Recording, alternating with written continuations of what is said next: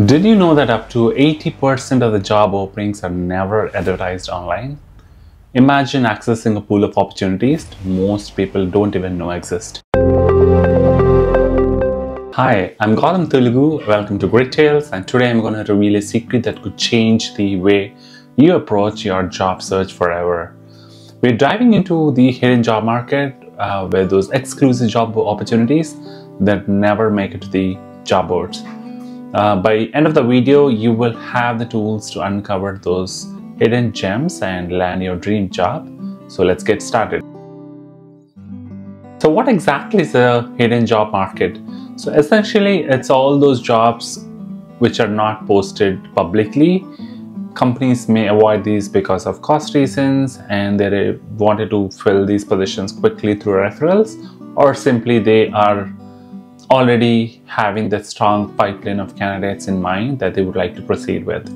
But don't worry, you can still access these opportunities if you know where to look. Now let's talk about some strategies that enable you to access the hidden job market. Within this, the first and foremost one is networking. I'm sure you might have heard from enough of people about networking. So first up, networking is not just about who you know, but also who knows you, right? So reach out to your existing connections like your friends, families, or any of your former colleagues and talk to them. Tell them that you are exploring opportunities and you are considering anything that might interest you. So also attend some of the training industry events or those conferences that keep happening. If you're in Canada, there are plenty of events that keep happening in your domain. So in case you're a cyber person, ample of opportunities no matter where you are.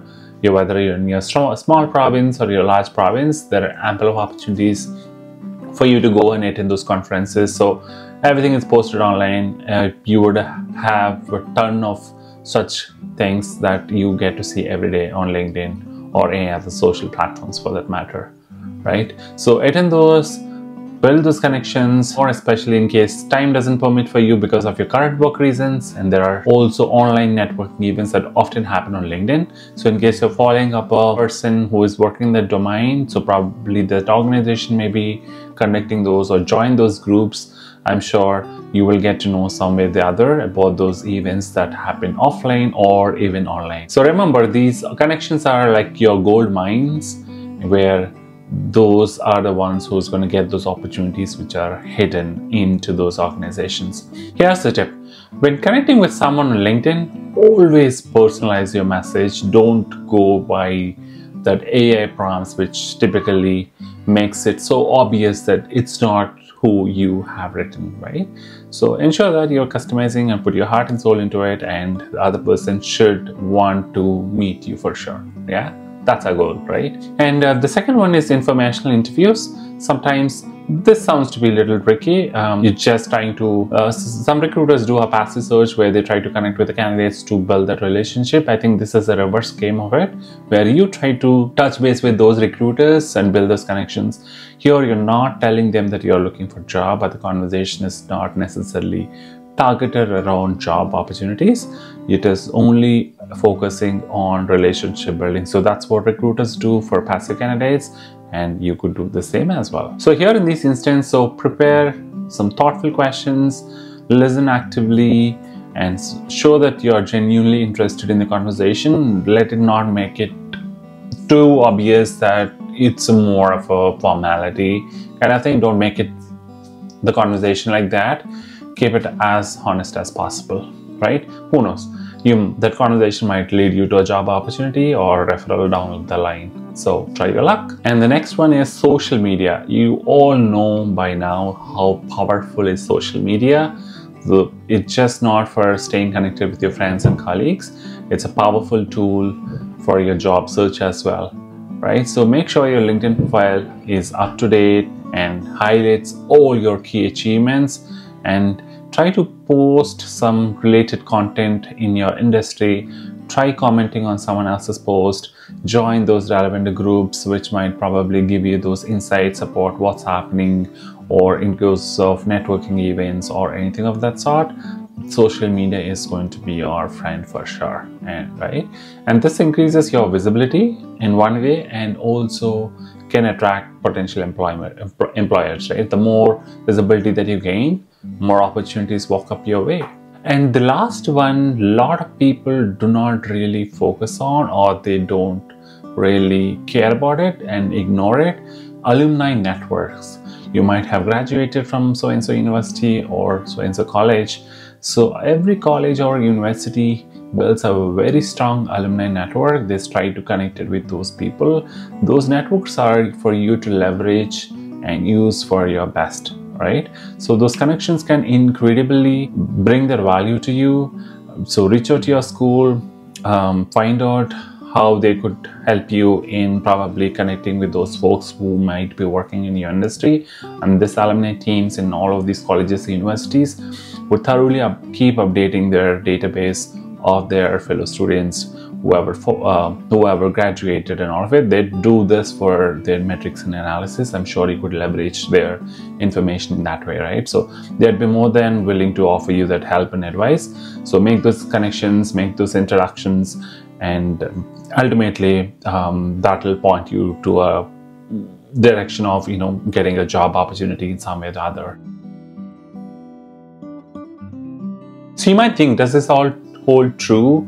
Are there any real success stories, or are these only simple maths and statistics? So let me share you a story of mine. So when I wanted to switch my organization way back about 10 years ago, I didn't really think about where to apply, whom to approach and how to approach, or maybe I was just posting my resume on a job portal and just waiting for a recruiter to approach me. But imagine one of my managers from the past organization, she and I went for a coffee, and in the conversation it so came out to be notified me about job opportunity that Deloitte had, right? And she said, okay, one of my friends is looking to hire somebody in the recruiting teams. And I thought, okay, yeah, sure, I'll give it a try and see how it works. And she referred me to her friend, and her friend referred me within the organization, and then I appeared for the interviews and I cracked the interview and joined.